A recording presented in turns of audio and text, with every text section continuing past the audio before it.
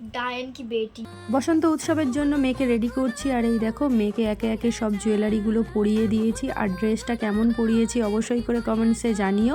আর এই উত্তরীগুলো শান্তিনিকেতন থেকে আনা হয়েছিল। তো এই দেখো আমরা চলে এসেছি ডায়মন্ড হারবারের মুক্তাঙ্গনে, এখানেই অনুষ্ঠানটা হয়েছিল। আর এই দেখো পাখিরাও সব চলে এসেছে। তারপরে আমরা চলে গিয়েছিলাম র্যালির জন্য। যেখানে অনুষ্ঠানটা হচ্ছিল সেখান থেকে এই র্যালি করার রাস্তার দূরত্ব 10-15 মিনিটের। সেই জন্য গাড়ি করে আমাদেরকে একে একে নামিয়ে দিচ্ছিল। একসাথে তো সবাইকে নেওয়া যায় না গাড়ির মধ্যে। তারপরে স্যার হচ্ছে সবাইকে বলছিল যে তোমরা লাইনটা ঠিকঠাক করো।